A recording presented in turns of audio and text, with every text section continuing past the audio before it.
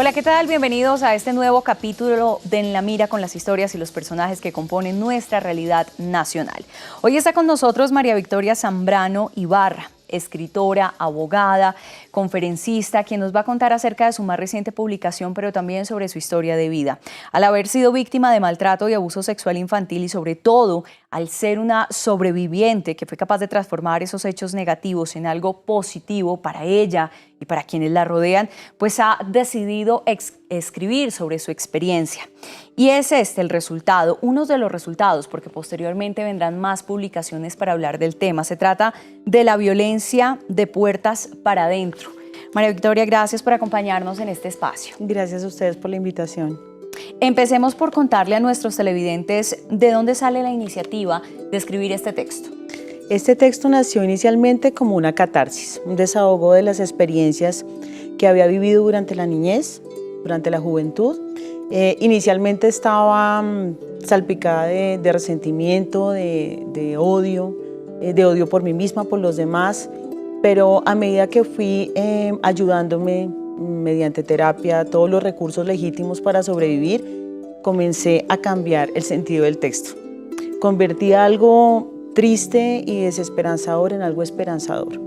Entonces fui transformando desde la resiliencia esas frases para llegarles a las víctimas, a las personas que atienden a las víctimas, a sus familias y en general a la red de atención que se relaciona con ellas. ¿Cómo se da el proceso de escribir este libro? No solamente desde lo puramente técnico, que es todo este tiempo que toma, sino de empezar a organizar también el interior, las experiencias, la vida y decir, yo quiero empezar a contar esto a partir de estas historias. ¿Cómo es ese proceso? Pues inicialmente fue un proceso en el que guardé silencio, me sentía culpable, me sentía responsable de lo que me había pasado, pero a medida que comencé a ayudarme a recibir terapia, a acercarme a Dios, Dios fue para mí un recurso y es todavía un recurso inestimable de supervivencia. Entendí que el mensaje que tenía que dar era un mensaje de prevención, un mensaje de ayuda a las víctimas para que se dieran cuenta del círculo de violencia en el que estaban inmersas y también a las familias para que entendieran cómo debemos proteger a los niños de experiencias de abuso sexual. De hecho, no quería que más niños pasaran por lo que yo viví, ni más mujeres vivieran esas experiencias que yo experimenté de violencia intrafamiliar.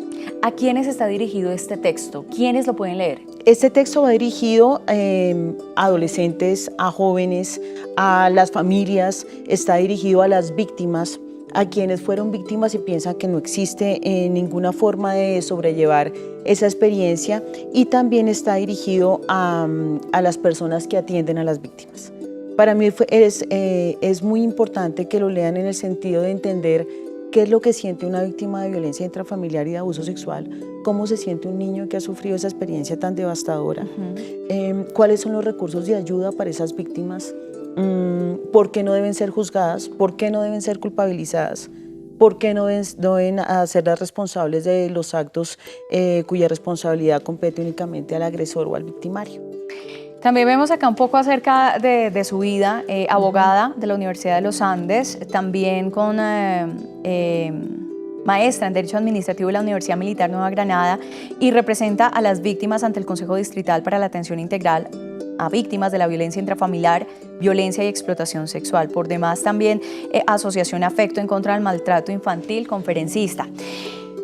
Estudiar Derecho, ¿por qué decide estudiar esta carrera? Quizás en el fondo había algo de intentar hacer justicia por lo que le había pasado. Tienes toda la razón. Inicialmente incluso lo estaba mirando, era como una especie de venganza, de darle a los agresores su merecido. Pero a medida que fui procesando toda esta información y todas estas experiencias, decidí estudiar Derecho para que cada persona que fuera responsable de un acto en contra de un niño tuviera castigo. Digamos que eso fue inicialmente, ingenuamente, mi objetivo, y después se convirtió en una de las armas que esgrimí en contra de la violencia intrafamiliar y del abuso sexual, por supuesto, el derecho. Hablando un poco de esa vida personal en este espacio, María Victoria, contémosle a nuestros televidentes cómo fue esa etapa, qué recuerdos tiene usted de esa infancia. Esa infancia, pues lamentablemente hay recuerdos muy tristes de la infancia, una familia con problemas de disfuncionalidad, alcoholismo, maltrato. Y los recuerdos están asociados a golpes, a gritos, si tú me lo preguntas, a odiar la Navidad. No me gustaba la Navidad porque la Navidad estaba mezclada con festividades, con trago, y eso para nosotros significaba golpes y maltrato.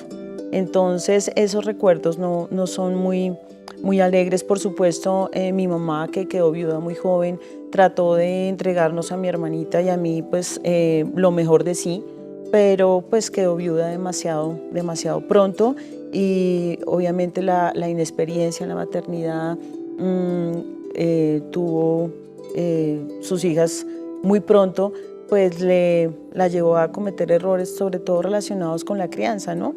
De hecho, los patrones de crianza y las pautas de crianza que fuimos heredando en nosotros fueron basadas en el castigo físico, en la violencia. Y por fortuna ese ciclo se terminó con mi hija, y con mi mamá comenzamos, ella como líder espiritual y yo como abogada y representante de víctimas, a ayudar a los demás. Digamos que cogimos toda esa tristeza y la convertimos en combustible para poder ayudar a las víctimas, a los niños. ¿Cuál fue puntualmente esa etapa o ese momento que la marcó en toda esta historia en su infancia? Más que en la infancia fue en la adolescencia. Yo me di cuenta que había sido víctima de abuso sexual cuando tuve mi primera relación sexual. Antes no había entendido qué era lo que me había ocurrido. Por supuesto había recuerdos de incomodidad, de dolor, de tristeza, de soledad, pero no entendí que me habían robado algo hasta que tuve mi primer novio, mi primera experiencia sexual. Eso me causó culpa. Comencé a odiar mi cuerpo porque sentí que había provocado esa experiencia. Comencé a odiar a los que me rodeaban, sentía que no me estaban protegiendo. Me culpé a mí, culpé a mi familia, y fíjate que a veces ni siquiera estaba responsabilizando al agresor. Entonces para mí era muy importante plasmar en este libro que las víctimas no tenemos la culpa, que los niños no tenemos la culpa. Tú no tienes la culpa de lo que te ocurrió, la culpa es del agresor y de él debe ser la vergüenza. Entonces fue mucho cambiar toda esa posición que tenía yo de víctima y comenzar a transformarla en ser una vencedora. Hablando de este tema, dice usted, yo con el tiempo y ya cuando tuve mi primera pareja me di cuenta que había sido víctima de violencia sexual, y es que la gente y los televidentes pueden decir, bueno, pero ¿cómo es eso posible? Es decir, uno creería puntualmente que si hay un episodio contundente, un punto de quiebre, inmediatamente la víctima se da cuenta de lo que está pasando, pero resulta que en todos los casos no es así. En todos los casos no es así, pero además por la educación sexual, digamos, tan simple e inclusive ausente en muchos casos, no sabíamos qué era lo que nos estaba pasando, pero además eso no quiere decir que no hayamos experimentado confusión. Además los agresores, los sexuales, los abusadores son manipuladores por naturaleza, entonces ellos asocian las relaciones afectivas a el contacto sexual y el chantaje emocional de no le cuentes a nadie, si le cuentas a alguien voy a hacerte daño, voy a hacerle daño a tu familia, tú me provocaste, o asociarlo a juegos como tú eres mi esposa, tú eres mi novia. Comenzar a representar ese tipo de roles hace que la víctima se sienta ahogada, se sienta silenciada totalmente. Por eso es tan importante enseñarles a los niños cómo deben protegerse, a hablar, a comunicarse con alguien que sea cercano de su familia, no guardar secretos que les incomoden, ¿sí? Muchas mujeres de mi generación y generaciones anteriores guardaron secretos por años relacionados con el tema, precisamente porque la sociedad las culpabilizaba sobre eso. Hay un tema también que trata en su libro y es un poco, María Victoria habla de su familia, de eso que también vio digamos que como esa abnegación y ese permanecer a pesar de que a veces se confunde el amor y toda esa cantidad de sacrificios con conceptos errados y que terminan es lastimando no solamente al que los vive, sino a todo el grupo familiar, a los nietos, a las generaciones futuras, un poco esos episodios. Sí, digamos que lo que vivimos nosotros de niñez fueron patrones heredados de violencia. Mi abuelo materno fue muy maltratado en su niñez y él transmitió esas pautas de crianza. Él pensaba que la única forma de educar era por las malas, a punta de correa, de humillaciones, de insultos. Y básicamente mi abuela fue criada para obedecer. Ella se casó por la iglesia y para ella su matrimonio por la iglesia debía durar toda la vida, hasta que la muerte los separe, y literalmente casi fue así. Fue víctima de violencia intrafamiliar y nosotros desde niñas, los primeros recuerdos que tengo de esos episodios tristes son de ella tratando de defenderse y mi tristeza e impotencia de ver su rostro marcado con moretones y con sangre. Eso es algo muy difícil de sobrellevar. Inclusive yo también hago énfasis en que los niños que son víctimas, son testigos, no víctimas directas, pero sí indirectas de violencia, que son testigos de esas situaciones, sufren casi más que la persona que recibe los golpes. María Victoria, vamos a hacer una pausa. Cuando regresemos vamos a hablar básicamente de este libro, de próximas publicaciones y también de cómo ha sido ese trabajo con las víctimas, pero sobre todo cuáles son esos signos de alerta a los que hay que estar atentos, porque decíamos antes de esta entrevista, nos tocó empezar a hablarle a los niños porque los adultos no entendimos cómo es el tema de protegerlos. Ya regresamos.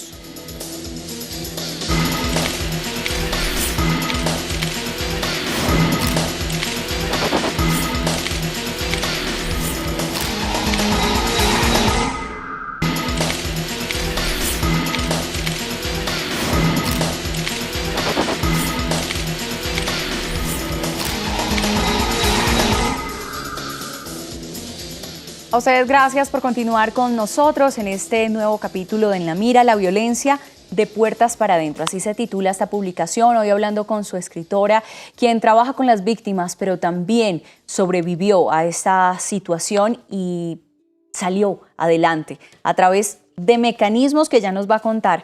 María Victoria, gracias. ¿Y cómo es posible precisamente eso, recuperarse? Porque hay dos caminos. O uno se endurece y no puede salir adelante, se queda en el pasado, o toma esas experiencias y logra salir adelante y ayudar a otros. ¿Cómo fue eso posible? Mira, primero, darme cuenta de que el tiempo en el que me odié no había producido más que dolor, enfermedad, soledad, resentimiento.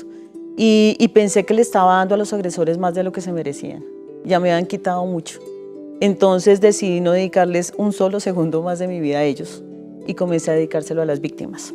En ese orden de ideas busqué ayuda, levanté la mano, recibí terapia psicológica mucho tiempo, comencé a estudiar sobre el tema, me vinculé a la Asociación Efecto en contra del Maltrato Infantil como representante de víctimas, me ofrecí para trabajar en el Consejo Distrital de Atención a Víctimas de Violencia Intrafamiliar y Abuso Sexual, que es un trabajo que hago sin remuneración económica, pero sí mucho desde mi corazón, la satisfacción de poder prevenir la violencia en contra de los niños.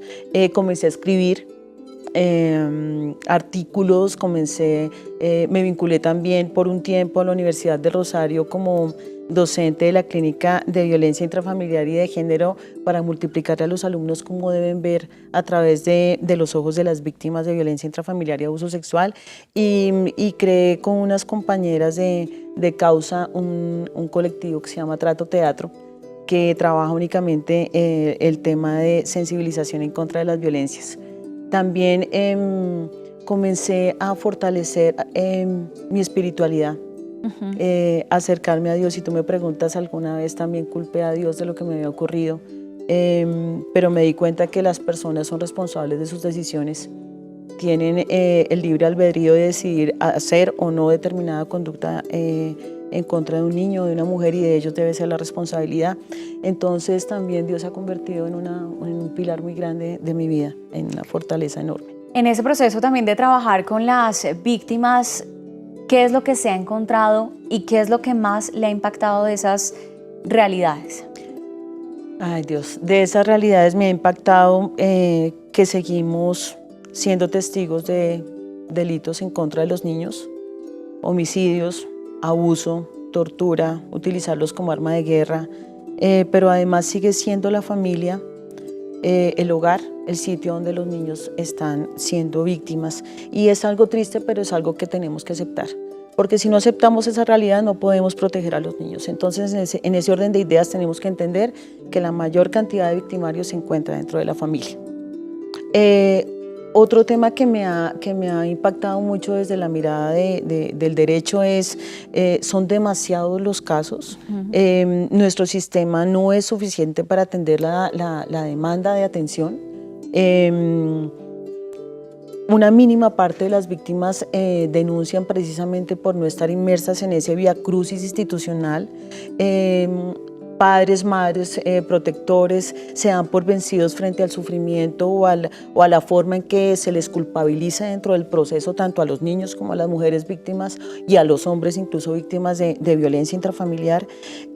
Seguimos tratando a los niños como una cosa, como una propiedad, a las mujeres también, estamos cosificando a los niños, estamos hablando de los niños como el futuro, como si fueran ciudadanos potenciales y no existieran en este momento para nosotros y para el universo.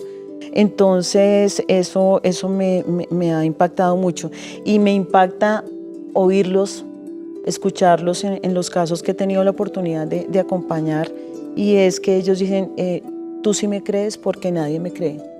Cuando ellos denuncian el abuso, y sobre todo con los miembros de su familia, y no se les cree o se les culpabiliza, están siendo doblemente víctimas. Eso me ha producido siempre mucho dolor. El preguntarles por qué no hablaste antes, por qué hablaste hasta ahora, por qué lo permitiste, siempre haciéndolos responsables de los actos de los agresores. Eso me causa mucho dolor, así como lo que tiene que ver con la atención a víctimas de violencia intrafamiliar, en el mismo sentido, calificándolas de masoquistas, de hacerse las víctimas, de provocar la violencia, de justificar la violencia. Y en ese orden ya les digo que hasta que no se entienda desde salud mental que una víctima de violencia intrafamiliar está inmersa en un círculo de violencia y no puede salir de ese círculo sin ayuda, vamos a seguir condenando a las víctimas y no a los victimarios. ¿Cómo uno puede, María Victoria, ayudar? Por ejemplo, hay casos donde uno ve la mamá se casa nuevamente, hay una imagen, digamos que paterna, que viene a asumir ese rol, y a veces hay este tipo de violencia sexual y de abuso también dentro de ese grupo familiar, de puertas para adentro, como dice el libro. Pero la mamá, por no perder a este hombre, la mamá por no perder quizás el apoyo económico, pues permite y culpa a la víctima, y hay gente que afuera se da cuenta. ¿Cómo se puede ayudar? Mira, existe, inclusive hay herramientas tan importantes como Te Protejo. Inclusive Te Protejo es un link donde existe varias instituciones conectadas para la atención a las víctimas, y en ese orden de ideas puedes hacer una denuncia a través, si no quieres hacerlo directamente a las líneas de atención, lo puedes hacer a través de Te Protejo, porque inclusive pueden conservar digamos, tu privacidad, ¿sí? Comisarías de familia, existen muchos medios de ayudar a los niños, pero hay uno muy importante, y es leer las señales. O sea, si uno no lee las señales que disparan los niños cuando están siendo víctimas de abuso sexual, pues obviamente eso va a permanecer impune. Mira que los niños tienen cambios de comportamiento fuertes en la alimentación, trastornos del sueño, comienzan a tener pesadillas, existen altibajos en su comportamiento académico, episodios de depresión, de llanto, de tristeza, de silencio, de ira, comienzan a expresarse de manera diferente, se niegan a estar en determinado sitio con determinadas personas, son comportamientos que ellos disparan para pedir auxilio, porque a veces no entienden lo que les está ocurriendo, vuelven, por ejemplo, a orinarse en la cama, tienen problemas en el control de esfínteres. Todas esas señales son las que tenemos que detectar los niños cuando no entienden o cuando no pueden expresar verbalmente ese dolor tan increíble, tan impresionante que están sintiendo. Entonces lo que hacen es hablar con su cuerpo.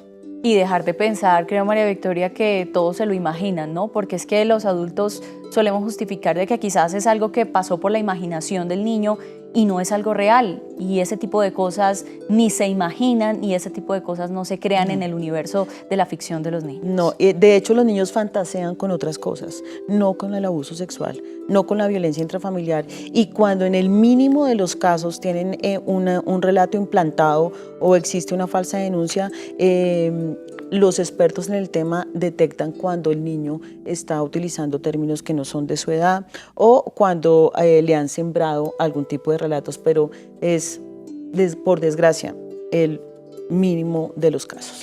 Ahí, aparte de esta publicación, que es la que, pues de la que estamos hablando, viene una nueva. ¿De qué se trata?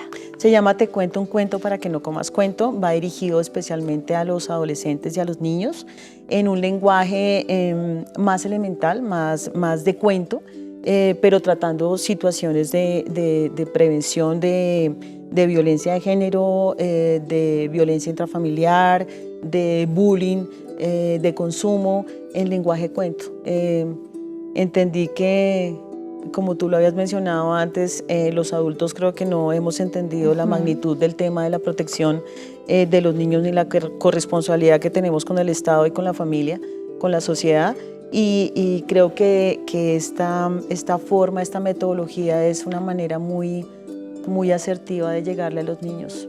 Ellos van a tener la oportunidad de identificar situaciones de riesgo a través de las líneas de los cuentos. Hablemos un poco, hablemosle y aprovechemos este espacio para hablarle a esos niños. ¿Por qué? Porque es que hay situaciones donde en muchos casos, como es tendencia, digamos, el manipulador o el violador o el abusador o la persona que está cometiendo este tipo de actos suele manipularlo y hacerlo creer que es culpa de esa persona. O con expresiones como a usted le gusta, usted se lo buscó, quién la manda vestirse así, por qué estaba así. ¿Cómo hablarle a esos niños para que sientan que ellos no tienen culpa, que no tienen responsabilidad y que no es su culpa lo que están viviendo? Bueno, yo quiero hablarte a ti si estás viviendo una situación que te lastima, que te duele, una situación de abuso, si te tocan, si te están culpabilizando de ello, quiero decirte que tú no tienes la culpa. Tú eres un ser humano inocente, el culpable es el agresor, el responsable es el agresor, de él debe ser la vergüenza. Si estás pasando por esto, acércate a alguien de confianza, a alguien de tu familia, un abuelito, una abuelita, un tío, quizás una amiga de tu mamá. No te quedes callado, porque el silencio lo que hace es que sufras más tiempo esa situación de la cual tú no eres responsable. Si ya hablaste, valoro tu valentía. Si no eres capaz de hablar, busca a alguien que sea tu voz, pero no te quedes callado. Tú no tienes la culpa, no debes sentirte avergonzado y no permitas que esas personas te roben la inocencia, te roben el valor. Ellos pudieron haber tocado tu cuerpo, pero tu corazón y tu mente permanecen ahí limpios porque no eres responsable. ¿Dónde podemos encontrar estas publicaciones? La violencia de puertas para adentro se encuentra en la Librería Nacional, a nivel nacional. También se puede conseguir por Amazon.es, por la librería Ludivia también está.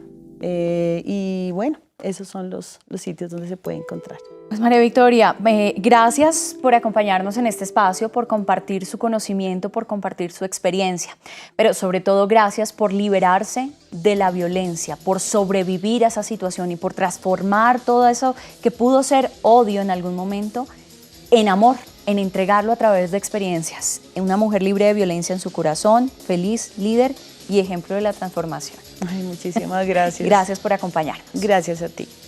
Bueno, a ustedes también gracias por hacer parte de este espacio de En la Mira. Les recuerdo que pueden compartir también y comentar este capítulo a través de nuestro canal de YouTube. Continúen con nosotros.